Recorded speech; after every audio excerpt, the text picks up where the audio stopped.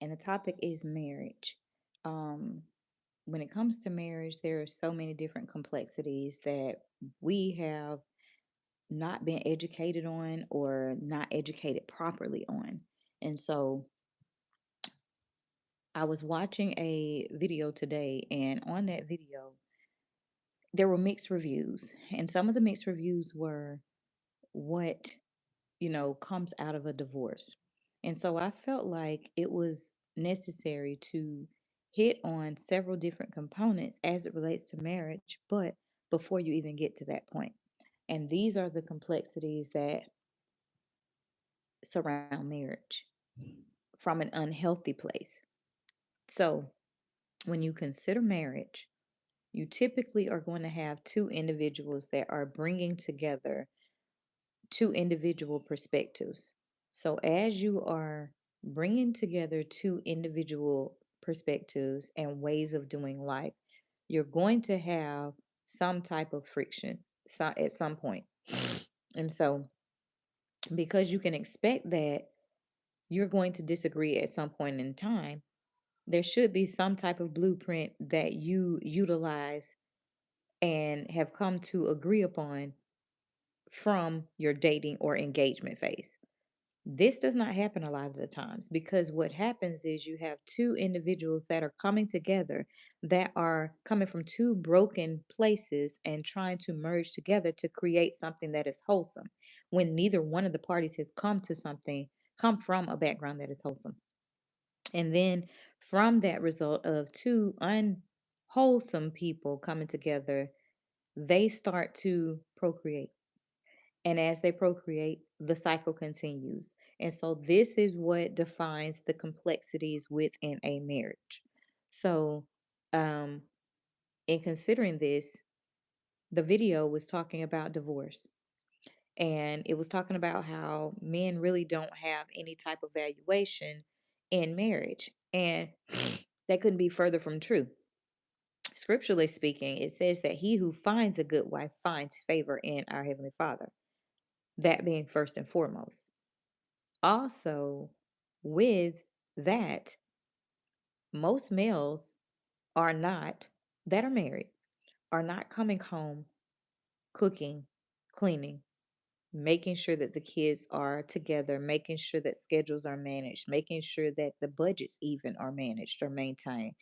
Not today. Now, maybe back in the 1960s, 50s, 20s, that might have been a thing. But today, you don't typically have two well rounded individuals that are coming together for the sake of a wholesome marriage. You have two individuals that are coming together from two very chaotic and catastrophic backgrounds and merging together, and then they start to procreate it. And then those complexities that they brought along to the table are now being housed within the marriage, and then the children are also learning. So, with that complexity, you typically have in the marriage for males, they typically lack the preparedness to be the provider, to be the protector, to be loving and wholesome fathers and husbands, meaning you are emotionally unavailable. You don't know how to show your emotions in a healthy way. You don't know how to communicate in a healthy way. You check out. You do things like when your wife may make a suggestion of something that may not be a hindrance to you, but she sees as something that is diluting the benefit of how your household can function. You, instead of talking about it and working through it, you get upset. And then on the flip side of that, for the woman, her complexities are, she's not prepared as a woman to be submissive and respectful to her husband. And that is scripturally what the woman is to do. She says, "Oh, happy birthday." Um, the complexity for the woman, she's not taught to respect her husband because she does not have a father that has been respected, or she doesn't have a father altogether in the household. But this comes from those two individuals and those backgrounds that merge together that have not exemplified the very thing that makes a solid foundation in a marriage. And so you're welcome. So that is one of the complexities of marriage. And so it is not the fact that two people got together and they both put forth their best effort from a healthy, wholesome, healed place, not trauma bonding, but from those broken places. and then they turn in turn grow through and go through life, and then all of these different resentments start to kind of portray themselves as the phase of marriage continues. And so that's one of the things. And so when you think about how you are supposed to enter into a marriage, it first starts with you being pure. You being pure and you understanding the roles that you're going to be taking on. Because if you don't understand what the role of a wife is, why would you take that role on? And we're not taught these things within society today. You think it's glitz and glam, putting on a dress, that wedding day that's going to last, that ceremony that's going to last all of an hour, lavish amounts of money are spent, but then you spend even more money to divorce and separate assets. It's not benefiting anybody, and it's definitely not benefiting the people that you're bringing into it, which didn't ask to be brought here, which are the children. So these complexities are things that I want to start to talk about on this platform. And in sharing my own experiences, my husband and I, we did not come from two wholesome backgrounds. So when we got together, he was emotionally unavailable. I was coming from a place of trauma, looking for something in him that I did not receive in growing up. That's the same scenario that I just described in growing up. In him coming emotionally unavailable and not knowing how to communicate, and me coming not knowing how to respect and be submissive to my husband as the provider, as the leader. And so I'm not talking about the leadership from the standards of the way the world is describing them either. So don't come playing around in my comments with that. But with submission, it requires you to give trust and to um, be able to securely allow someone to cover you. That's what being submissive means. Respecting means that when he makes a decision, you can wholeheartedly be confident in his decision making because you know he has your best interest at heart. You know that he is going to cherish you as the wife, and then you know that he's going to do everything in his power to make sure that you are safe, secure, and provided for. In that same manner, as a wife, you are to cover your husband in prayer. You are to do things like I said, just respecting him. But as a husband, that providing, he wasn't bringing that to the table. So if you have two people that are like that and then they come together to procreate, it's not going to be the outcome that we see scripturally. And because of that, there has become this false narrative that marriage sucks or that it's not beneficial or that, men don't have anything to gain. Hi, at Bronco Nugget 188. And so um because all of these different things are not being taught, the cycle just continues to go on. We're talking about marriage and the complexities that are brought forth, and how the narrative is typically sold as two whole people coming together and being ready to love one another, cherish one another from a husband's standpoint. His role is to love and to cherish, to protect and to provide. But from the wife's standpoint, she is to be, she's to give favor to her husband by covering him in prayer, by nurturing, teaching the children, and also by respecting him and honoring him.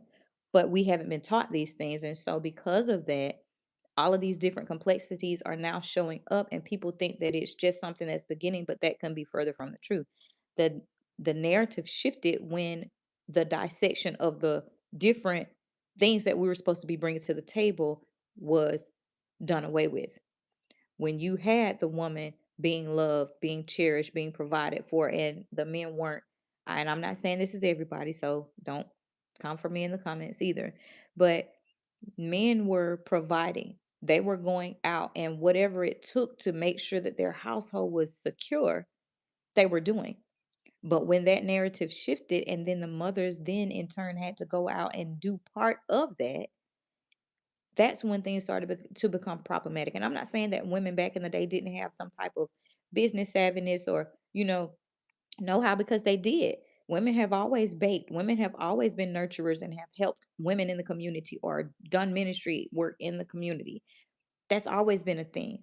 But I'm talking about when a woman has been required to mm, carry, birth, nurture, and also have her wifely responsibilities, but then now is asked to go outside of the home as well to contribute to that part of being together in a marriage. It shifted. And it's just like when the men also could not find work, And now the woman is the breadwinner. And then that started to be promoted. And then that dynamic shifted. These are different complexities that you see modern day that are tearing families apart. And it's sad. It's sad. But like I said, the primary focus is because of these things and how they've been allowed to enter into household how households today, you see men are not emotionally available. They don't know how to connect with their emotions and be loving and be caring and be kind to their wives. It's more of a demand. And in turn, because they're demanding things, they're not receiving the very things that they are supposed to be receiving. Because in order for someone to receive respect, you have to first give it. And that's something that's not spoken about when it's related to marriage as it relates to scripture. Because it's the golden rule. The golden rule is do unto others as you would have them do unto you. And because males are not showing up and being respectful to their wives, they're in turn not being respected. And as women, we have not been taught and we are not exemplifying a lot of the times that level of respect for our husbands. And so as the person that shows up and is willing to not only sacrifice her body, but her mental, her even her ability to just be free, because with that territory of being a wife and a mother, you are now secured. And so, as you've taken on that responsibility as the wife, as the mother, you learn that there's different sacrifices that come along with it. But that is why the command of your husband cherishing you was put into place to begin with, because there are going to be all of these different things that you go through.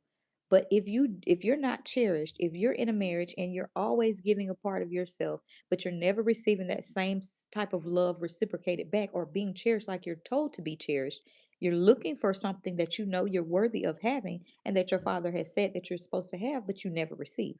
And in turn, the male is doing the same thing. He's looking for the respect and the honor from his wife that he knows scripturally he's told that he's supposed to be receiving, but he's not receiving. And this creates a complexity within that narrative of marriage.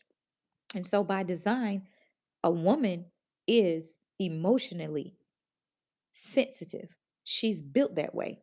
But this is not a negative thing like the world has taught this to be a negative thing. If there were no nurturing women, if there were no caring women, if there were no women that would give give you an idea outside of the compartmentalized way of thinking, and I'm not saying all men think like this, but the average man is going to focus on what is right in front of him. He does not think outside of the box, but that's where the woman comes in and she sees things that he can't see. And this is why she was sent to be an Ezer Kenegdo.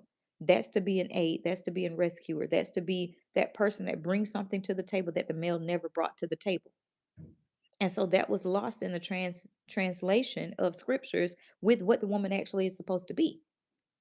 And so it's simple for a male to go to work 9 to 5 or 9 to 10, whatever, 12-hour shifts, work physically, recoup, and then go on about his day.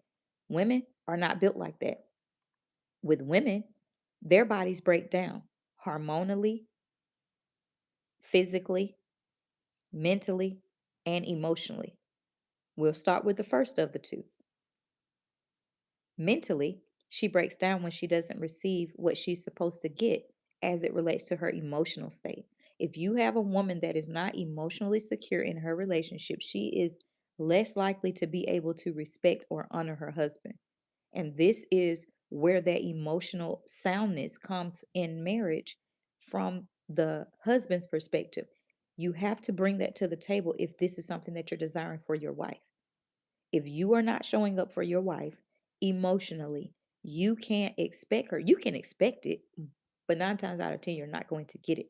Or you get it, and then all of a sudden it seems like out of nowhere, she just quits giving you the things that you are used to receiving: the love, the affection, the whimsical bliss, all of these things, because her nervous system is now forbidding her from doing those things. This is why they say that, a woman is, you know, like an oven, she has to warm up.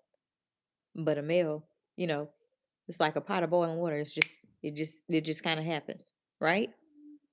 For the woman, If she's not emotionally sound and secure, it's hard for her to connect physically with what she needs. D- Why would you do that? You just shook it up. Um, with what she needs. But the same is going so with her in her mental state. So if she's not emotionally being provided for, then it's hard for her to physically show up and provide. For those of you that are married and have gone through disconnected periods, then you understand what I'm talking about. But it is hard for a woman to connect with her husband if she is emotionally disconnected, if he's not showing up. And then, as far as the hormonal imbalance, a lot of times this is why women lose their hair. This is why women gain weight. This is why women are more prone to heart attacks and health ailments that weigh physically, because everything is wearing on their body, and that hormone fluctuation comes from cortisol increases. This is why their faces get puffy. This is why their hair breaks. This is why the estrogen and testosterone levels fluctuate, because of those hormone imbalances, because of the emotional stress that is presented and it weighs physically. So if the husband is not showing up emotionally, then she goes through those different phases. And yes, her appearance is going to change. Yes, her moods are going to change.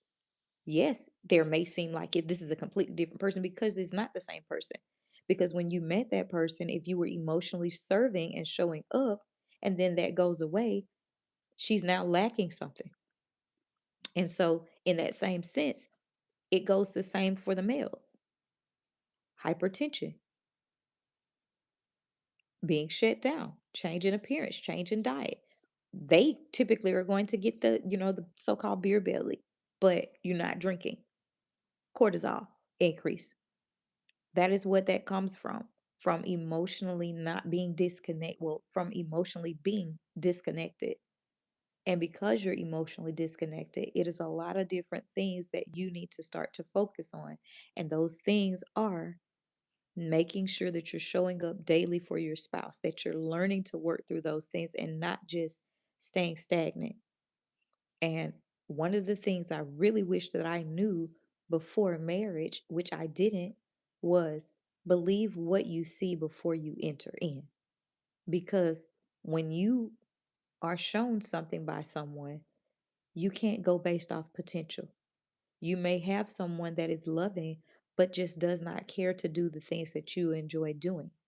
And in seeing that, take that for what it is. Don't go off of what you think can be the case, because if that person is not showing up for you emotionally before you get married, 9 times out of 10, that person is not going to show up for you emotionally after you get married. If that person is not someone that is contributing to caring for or just helping before marriage, then 9 times out of 10, by the time you get married, that person is still going to be the person that is not showing up to help.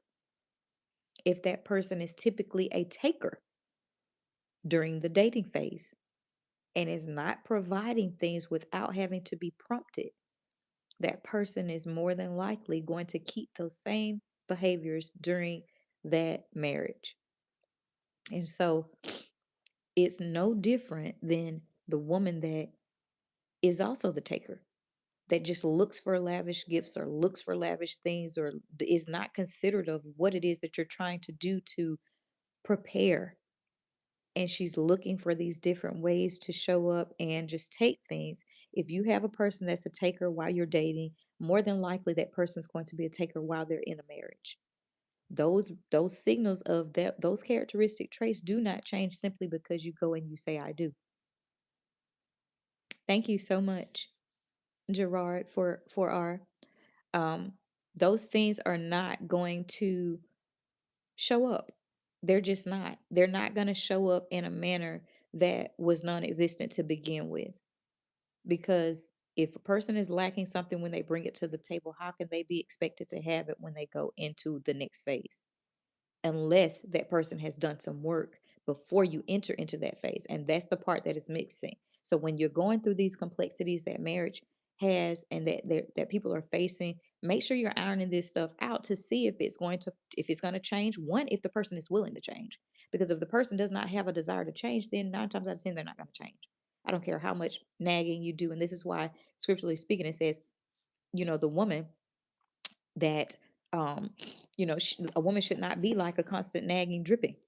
It's just like that dripping of a leak.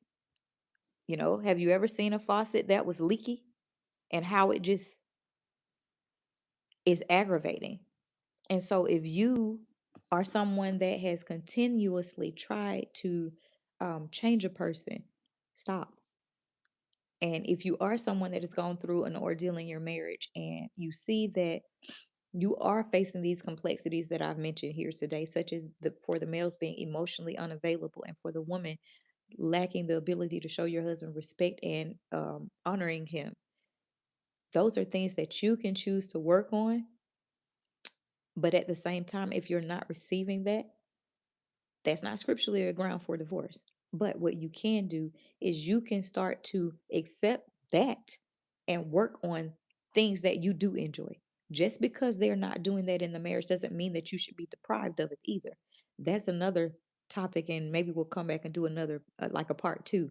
But the complexities of not having emotional support, not being cherished, doesn't mean that you don't have to be cherished by your spouse, but you can have that cherishment from other things. You have to find healthy ways and appropriate ways for you to receive the things that you are lacking if you are in this circumstance where your marriage does have these complexities.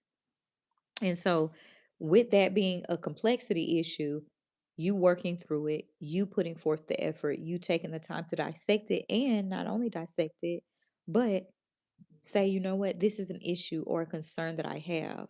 This is something, hi guys, this is something that I know that needs to be worked on. This is something that, okay, may be a contributing factor as to why there's a rift in my household.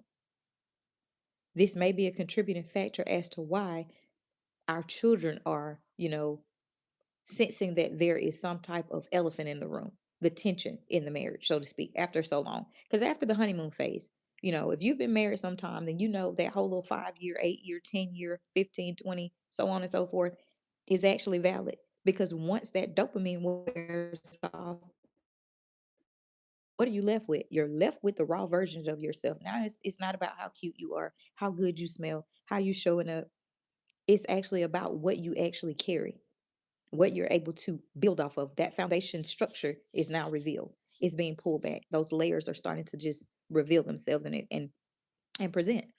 And so if you don't introduce children into that, you have an opportunity to be able to work through those things and to bring them out and put them on the table without the added stressors of rearing children.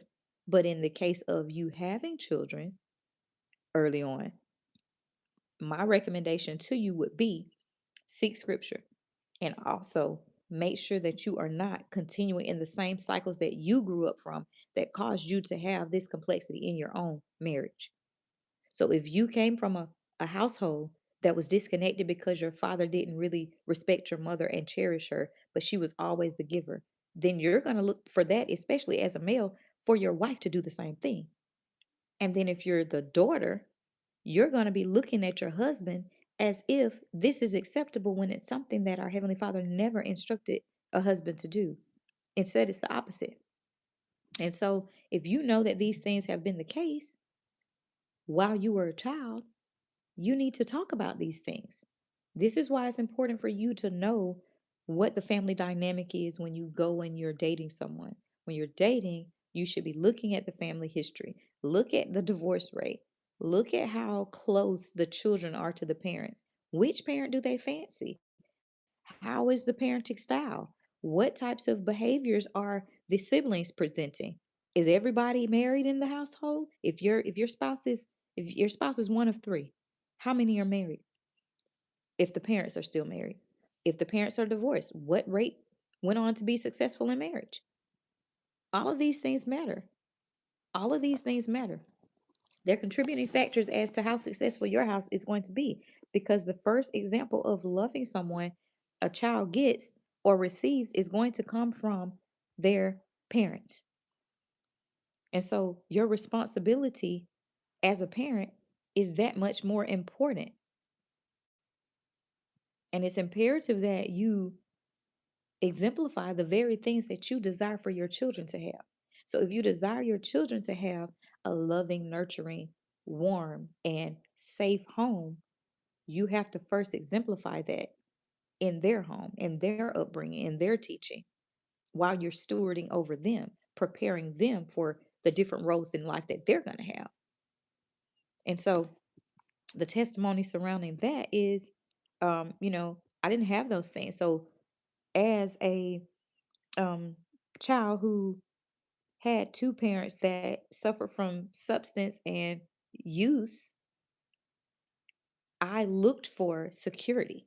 But that security that I was seeking in a marriage was not from a healed place. So when I did meet my husband, a lot of the things that he did not possess or bring to the table were things that I thought were okay, simply because he was a great provider. When in actuality, we were trauma bonding because his background is, he didn't come from the most nurturing or loving background. And so um his idea of having to show up emotionally was something that was far fetched. He did not know how to show up to be emotionally available. And this is something that is still an ongoing challenge in our marriage. But it takes a lot of patience when you learn and when you grow and when you understand. But just because he's not emotionally showing up for me does not mean that that I have to tolerate it. I can continue to bring it to the forefront, and then if he chooses not to show up, then now I'm going to fill those spaces with something that is productive for my benefit emotionally. And so that's one way that you can deal with the complexities within your marriage if you've chosen to stay. And so other things look like, is there a history of adultery? Is there a history of abuse? Is there a history of drug use? Is there a history of just any type of abuse, period?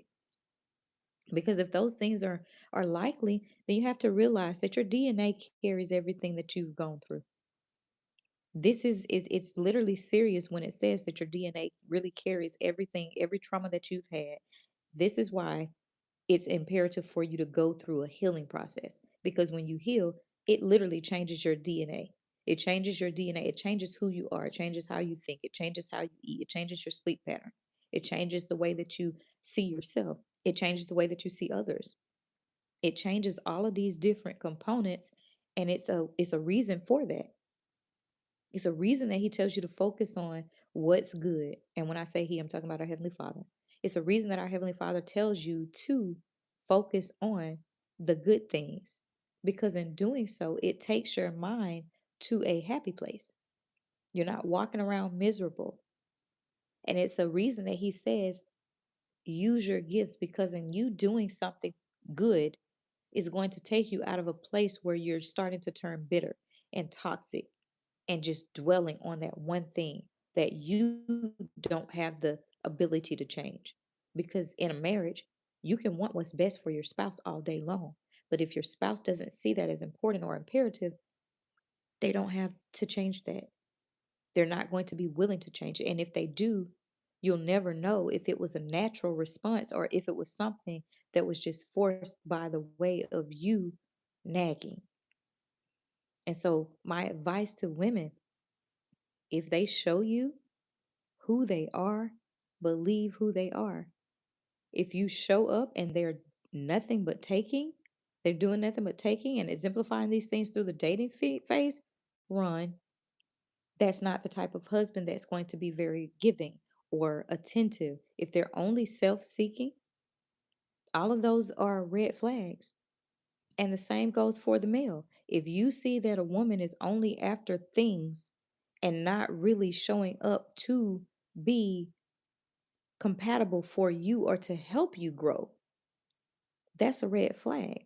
Because emotionally, a woman should nurture, she should care, she should be kind, she should be loving, she should be all of these different things for a marriage without removing a part of herself. I'm not saying that she has to dumb herself down or she has to be a doormat. That's not what I'm saying. And so, um, making sure that you are identifying the strengths versus the weaknesses during the dating phase. And I think I did a video on this a while ago, but yeah, the dating phase is very important. This is why it's called the engagement period. The engagement period is for you to engage in one another's aspects of being. And in you engaging in one another, you are dissecting the things about that person that they're able to exemplify and potentially see where mentally, where spiritually, where emotionally, physically you are for a person during that engagement phase, during that dating phase. When it gets to the marriage, it's not going to necessarily change. Because during that engagement phase, if you see that the person is a homebody, but you enjoy going out and you don't address that when you get married, and then all of a sudden you say something, that's going to cause a rift. But the engagement phase is the point when you address these things. So acknowledge those red flags, talk about it, and then move forward either together or you part ways. But then it doesn't end in divorce, and then you don't have kids, and then it's not messy. And then you don't have this overhead of, okay, all of my finances are tied up over here, and I'm not really free to move how I want to move, or I now have to co-parent with somebody that's selfish and that's a jerk. You don't necessarily have to go through that. You can pick and choose what you desire to go through. Don't just do it for the sake of the glitz and the glam of how the world has sold marriage, because marriage is serious. It comes with a lot of different responsibilities, and this is why it's important for these types of conversations, because they're not had. It's just a magazine or a dress shop. She said yes to the dress. Which type of show is going to come up and say, okay, well, they really have issues in marriage, and this is how you work through them? We need that. We need people telling real stories of what they're going through in marriages, from the complexities surrounding emotional unawareness to physical preparedness. And yes, I'm talking about more than just sex. I'm talking about showing up physically once the dynamic in the relationship shifts. Because yeah, it's all fun and games while it's just you two in the honeymoon phase, but then you have kids and you add that in, and now you're expecting the same thing from the wife, but her body's gone through a whole situation where she's carrying your children, literally. And it's not enough that, if she's working outside of the home and she's not just caring for the children and she's returning back to work, that unnatural cycle of her being removed from the child and bonding with the child and now being forced to hormonally show up when her body has not even hormonally reset. It's never a reset for her to go back to the way that she was before she had kids. It doesn't, it's not possible. I don't care what the snapback looks like. Because, honey, I'm 40 and have had 4 kids, 2 of which are twins. Snapback is me. But I'm going to tell you something. Just because it looks like something doesn't mean it went back. It doesn't go back. And so these conversations are not had. And so there's an unrealistic expectation for women to continue on as they were before the birthing of children. And then you're expected to carry the plate. You're expected to carry this. And then forbid if your situation is anything like mine where you have twins and that's your second and third child, and then there is a disability introduced in there, and the weight of that and the stress of that, and then the financial things that come along with that. If he's not prepared to show up for unexpected occurrences, but then you're expecting her to just foot everything, it's not balanced. It's never meant to be that way. So these are the conversations that should be being had before you even enter into those type of situations. And so, like I said, I wanted to come on to have these conversations, to talk about the complexities, to get that ball churning. Maybe it's a conversation of one of you guys that are actually viewing this and taking the time to watch this message in particular. What areas are you needing to prepare for if you're someone that's in an engagement period? Or what things are you needing to work on that could have been traumatic as a kid that you brought into your marriage that you need to work through if you're not all the way checked out? I pray that that's not the case. I pray that you are willing to do the work with the person that you've chosen to do life with, and that you're not falling for the okey doke and saying, oh, well, it's really nothing that a male could bring to the table for me because I can go and get the bag for myself. Or, oh, well, she's never going to respect me, so why would I even bother to get married? No, you really can have a beautiful union if you're both willing to do the work. But that's where it lies. It can't be 75 25. It can't be 20/80. It literally has to be 100% and 100%. You have to bring your 100% and they're bringing their 100%. And when you meet in the middle, you're both doing so from a healthy, full place. It should not be entered into with all of that strain, with that baggage, with the skeletons, with the trauma, with all of this stuff that you haven't even learned about yourself when before you even go and try to connect with somebody. Because remember, at the end of the day, a marriage is two people showing up to do life together. And so if you bring two traumatized people together, you're doing life together as traumatized people. But if you bringing whole people that are emotionally stable, can communicate effectively, can show up and be loving, can have a discussion without a great debate or a shutting down, that's emotionally mature, then you have the ability to communicate and work through hardships, work through things. You have the ability to grow. You have the ability to be an example to the children before they even get here. So when you pass along that DNA, it's not traumatized DNA. It's not DNA that's going to be anxious. So you want to know why all these kids are being born with ADHD and all these different anxieties because their DNA comes here with it. When you're pregnant, that baby never sat still in the womb. I mean, let's be serious, y'all. The kid was not quiet in the womb. We know that kids develop their character in the womb. That child is literally forming with the DNA of the trauma from both of the parents in the womb. So then when they get here, they're just displaying everything that they've been provided with. You've given that child that DNA. And so if you're doing that from a healing place, this is why you have some parents that are loving and calm. When their kids get here, they sleep through the night like babies. They're literally the ones that have to be woken up to be fed. They're literally the ones that might not even make a peep if they had, if they've gone to the bathroom. But that's because what they were produced out of was a loving, nurturing, wholesome environment.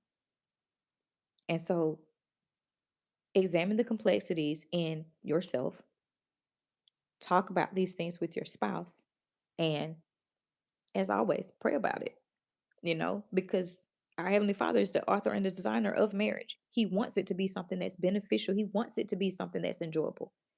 Yes, it has rules and regulations and guidelines and things like that, but that is for your own good.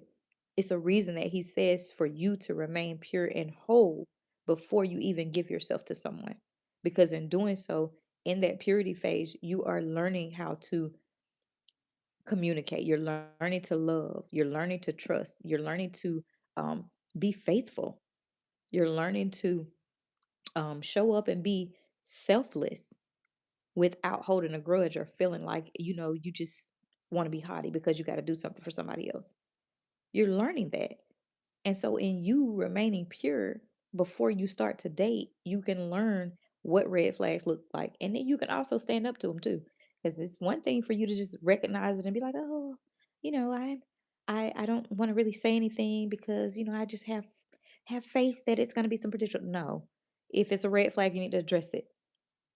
You didn't see, you know, the Heavenly Father's son come and just not address stuff. Oh, well, I'm just going to let the people, I see that there's a problem over there, but I'm not going to say anything. No, he said something. He said something, but it was in a loving manner. So you can do it as a respectful person, but it does need to be a conversation that's had. And so, tucking your tail is not the way to go, because you committing your life to someone and doing life with someone warrants that. You deserve and you owe that person and yourself that, for you to have the conversation. And if that person is deciding not to show up in the capacity that, you were expecting, you have the right to decline that. You're not obligated during the dating phase, even engagement phases. I wish people would break off engagements more often. I really mean that, because it means families don't have to be broken apart. If you're entering into an engagement and you see the red flags, even the person that asked or proposed, if you see that red flag is not what you are expecting from a wife who's going to be caring for your children, or who are you going to be procreating with, and who you're going to have to come home to every day, if you know this lady's not going to be your peace of mind, why would you move forward in it in the first place? Why? I did make it make sense to me, because it doesn't. The sense is not sensing. And vice versa. If you have a male that during your engagement phase is not attentive to you, that is not kind, that is not being a provider, in his own right, why would you expect that he's going to do that after you get married? And then you bring kids along, and then all the added stressors are mixed in there and intertwined. It doesn't work like that. So have these conversations. The complexities alone are enough for you to have a number of things for you to work on and learn. And as you work through the complexities, if you do get to the place where you are willing to build with that person and iron out those different traumatic wounds and complexities that you brought to the table individually, as a couple, now that's building a foundation. So now you can teach your children that, hey, you know what? This is exactly what your father and I did when we were building, because we knew that there were things that we needed to work through before we could be better, for so that we could bring the best versions of ourselves to the table before we ever thought about having children. And then that's the other thing, is like, why do people think that when you bring children in, it's just going to magically just be peaches and cream? No, honey. It's like a freak show when you bring kids into stuff like that. That's not, it's not what you want to do. And those babies are over here all antsy and jittery and, suffering from all kind of stuff. You don't want that. I mean, who would want that for their kids? So, like I said, these were subjects that were taboo back in the day. We didn't grow up that. I'm an 80s baby. So, you didn't have these conversations. You go to the cookout on Saturday, and by the time you get home, somebody's drunk or using a substance, and then y'all are fighting, and then you go to school Monday like nothing happened. That's unhealthy. It's emotionally traumatizing for children. So don't do that crap. Move through your complexities, work through the things that you need to work through so that you can be emotionally available if a relationship or a marriage is what you're working towards. Because marriage is not a cakewalk, and it is easier for you to go through life doing it with someone that can support you in the different challenges. Because, I mean, it's enough on your plate outside of marriage. So then when you bring all of the added stressors from outside, from the male going out into the workplace, facing whatever challenges that is, to the woman having to deal with all the complexities of being a woman and motherhood and womanhood. And then you two bring that back into the household, that's already enough added stress without you two not fitting and being all over the place. So talk about these things, pray about these things, set your foundation so that it can stand. So when those storms come, when those challenges come, when you're rearing children, when the children grow old and are now out of the household and you're empty nesters, you're not two strangers. Because this is why a lot of marriages end after they have gone through the phase where you're showing up to the games or whatever interactions the children have and are participating in, and then you get together and it's just you two, and this is the thing that you claim would be the culprit of you reconnecting, and then you realize you don't know each other. You realize you don't enjoy each other because you stopped dating. You never took the time to move through each season of the marriage because you lacked communication. You lacked being able to effectively communicate with one another. You just let whatever was going on with those things that you brought that were ineffective into the marriage continue on. And because you allowed that to be the case, after those kids leave, you're left with a disconnected situation with two roommates that are legally on paper married. And so this is why people divorce after 20 plus years, 40 years, 30 years, raised kids, grandkids are on the way. And now all of a sudden the kids are looking around like they're shocked because y'all been roommates for all this time. You've been roommates. You weren't a couple. You weren't married. You weren't loving and cherishing one another. You weren't respecting and honoring each other.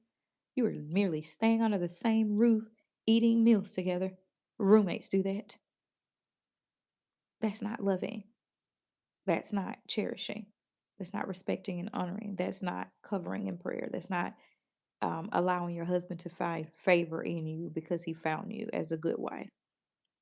And that's definitely not looking at your wife as the weaker vessel in everything that she's had to endure with caring for and nurturing your children. And so, if you don't want to end up like that, I encourage you to do the very things that I am suggesting to you. Take time to dissect scriptures, talk to your friends that are married to see what are the pros and the cons that they've experienced. What are some things? Because each generation is a little bit different. You know, when I was growing up, you didn't have with the internet and things like that. Well, I take that back. You did start having some of that stuff coming introduction, but it wasn't as full blown as now. But now you have so many different things vying for the attention of each of the spouses that it's this disconnection with communicating.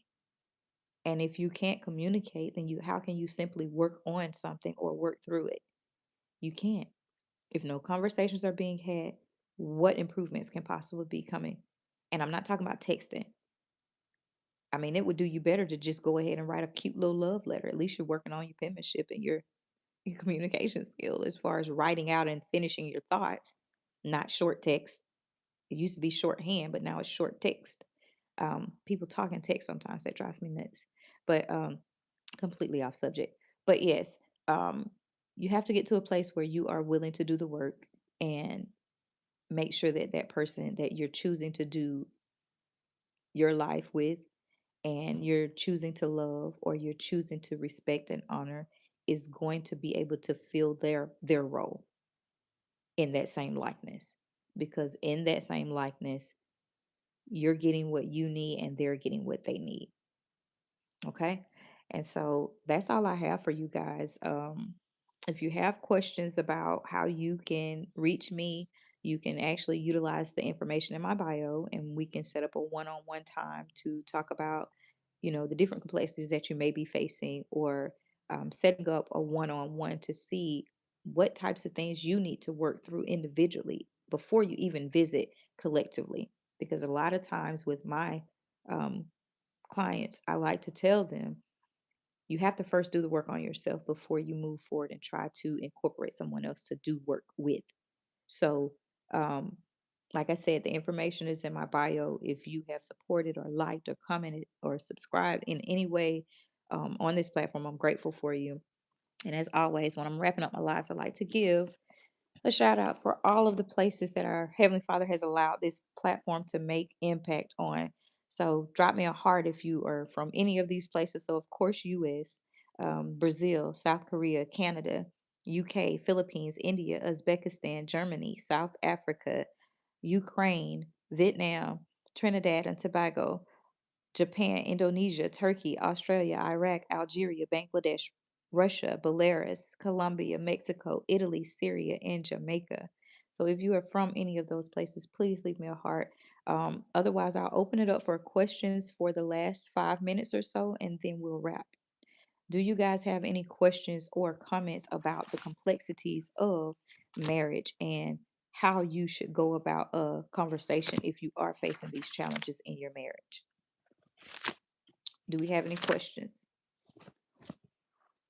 Do you have any questions surrounding dating and what it looks like if you recognize a red flag within the person that you think you want to spend the rest of your life with? What does that look like? Do you have those questions? And then, lastly, are you someone that needs to emotionally show up for your spouse? Are you emotionally disconnected? That's the question. So drop it in the chat.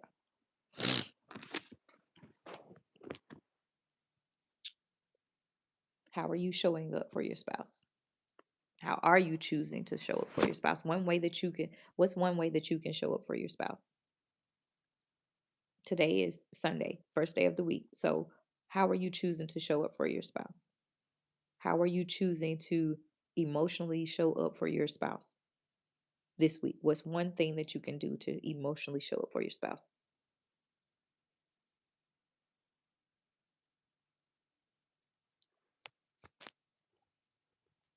And while I'm waiting on you guys to comment, if anybody does, I'll shout out the people that have taken the time to comment.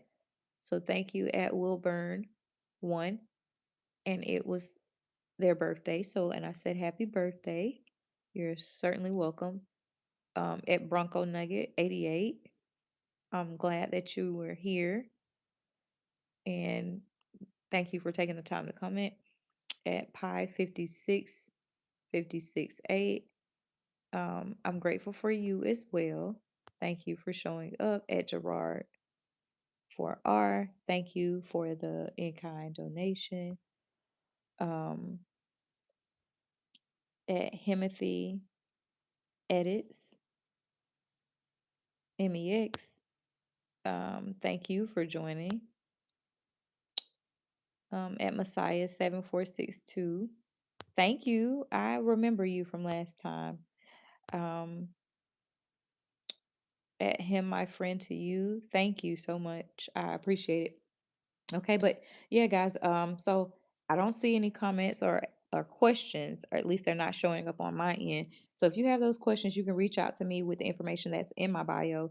But otherwise, I'm going to recap these complexities in marriage that we were talking about. So the first one was the lack of preparedness on men to provide and show up emotionally as husbands and fathers, which is considered husbandry, and being able to cherish and not trampling over their wives, aka like, just looking down upon them and expecting them to do things without having to contribute anything to them. And then for the women, showing up as, the lack of being able to show up and be submissive in a marriage. And this includes respecting husbands and, just the lack of noble character, allowing them to lead, but as a woman wanting someone to lead, you first have to show up and know what that entails. And I'm not talking about, like I said, them being a doorstep or a doormat, but knowing how to lead from a loving place. And so, at him, friend to you says, but women have to be naturally submissive first. So I beg to differ there. So the complexity with that is an emotionally mature male is not going to expect a woman to want him to lead if he is not exemplifying leadership abilities. So a great woman will recognize a great leader. And so, yes, a woman is supposed to be modest, which means that she is not adorning herself or seeking provocative responses from the external world, right? That she wants that type of attention from her husband. The submissive part comes from her accepting that leadership and her husband as her protector and her provider. But if he's not exemplifying those things, then it makes it difficult for her to be able to receive that. And that's one of those complexities we're talking about. And then as a leader of the house, he is the leader of the wife. The wife is actually the steward and the manager and the keeper of the household.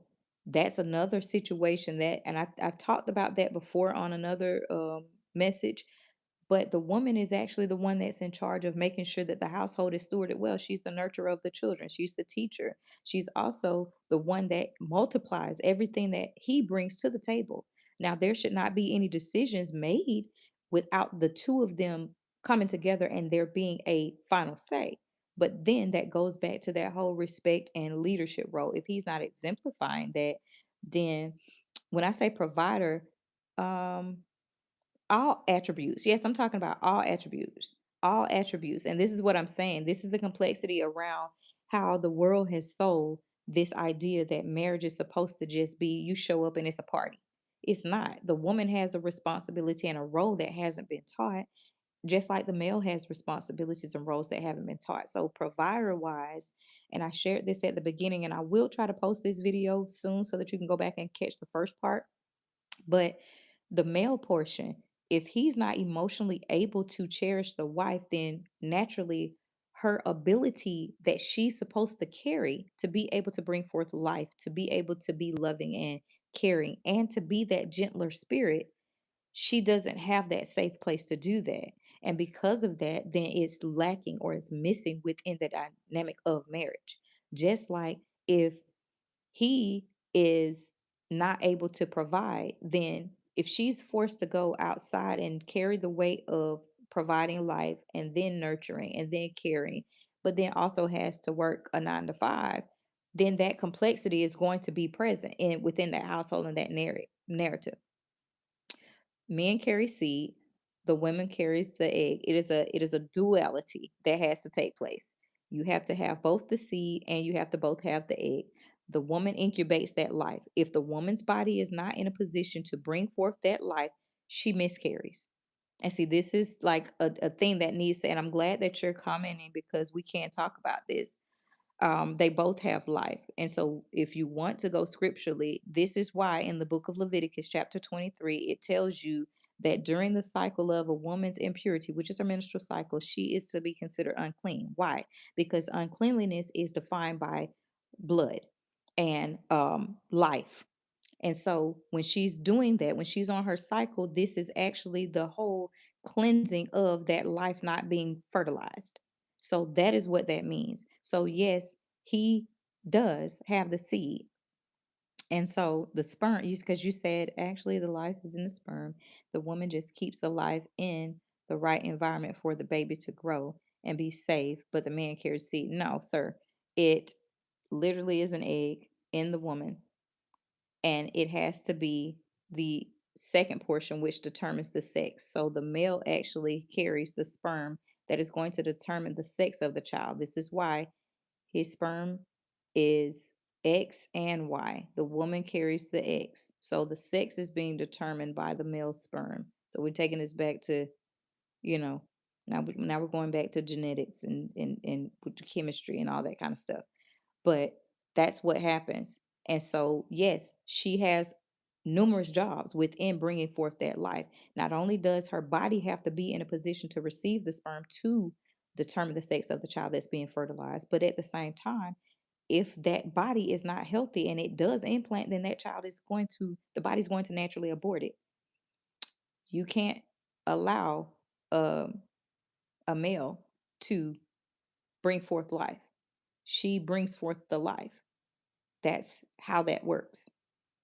And so, um, yeah, the male determines the sex.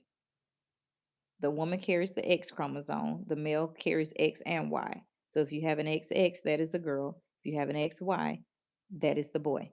It determines the sex. And so, yeah, 1 man in 1 year. You can make 10 kids with 10 different women, but you're still you're determining the sex of the egg that is fertilized. So you're determining the sex of the child. It's not bringing forth life. You can go and you can. A man can go and impregnate 10 different women. That has nothing to do with bringing forth the life, because he can go and impregnate those women, but who is actually going to have to carry that child for 10 months and then push the body out? Who's going to naturally be the one that's going to house it? Meaning giving the nutrients, meaning providing stability for their health to be compromised so that that child can bring forth that life in that one time per year. Right. They can bring forth the life one time per year. It's not a matter of how often, it's a matter of the process. And so bringing forth the life is the woman's responsibility, just like it is her body that is producing the milk to keep the child alive. The male is not doing that. The male provides the determination of the sex, the male provides that for the woman to house and carry it. That is why she's the nurturer. This is why her body naturally, the child's natural ability to interact with the mother is housed from the source of life. It's literally called the natural, the cord, your umbilical cord. That's your tree of life. It literally has all of the stem cells. The male doesn't carry that. The male doesn't carry that. But yes, and so, um, but kind of to get back on topic, these are all of the different complexities that we were talking about as it relates to these things. So if that male is not able to show up and be emotionally supportive and stable, then it makes it difficult for that wife to um, be submissive and to be respectful. And, a lot of the complexities come, like I said, from the traumas that were brought to the marriage up front to begin with. If you didn't grow up in a household that displayed these things that you're supposed to be exemplifying, then it makes it hard for you to do that. And then by the time you connect within a marriage, now you're just procreating with these same traumas, and this is going to be carried on and passed down. And this is what it means to have generational curses, because whatever you house is in your DNA. Literally, when you heal, your DNA is changed. And so This is why it's imperative for you to do the legwork. Do the legwork, talk about things, build the foundations before you even move forward to that next phase. When you're dating, make sure that the attentiveness is there, that you're going to be able to be cherished, to look at the dissection of how they treat their mother, how they are showing up emotionally, how they're showing up supportive wise, how they're exemplifying being a leader, how they are able to maneuver tough challenges throughout life. So, all of these different things. And so, I just encourage you to do that. And as always, guys, um, you dissect your word because it's it's serious. It's serious. It's not something to be taken lightly. But I do appreciate every one of you who've taken the time, and thank you at him friends to you for showing up and commenting. I do appreciate your presence at him friend to you, um, and having that conversation. And so, yes, I am grateful for all of you guys taking time to watch. I'm grateful for how you guys have continued to support this platform, and I look forward to seeing you guys soon. We will be hopping back on to do another purity series, and that way we're gonna dissect like a lot of the different stuff as it relates to what you should be focusing on during your purity phase, prior to dating, prior to engagement, prior to marriage. So we're gonna back it up. So I look forward to seeing you guys there. And as always, I pray nothing but the best of all things heavenly find you and keep you. All right. I hope you guys have a good night. Take care.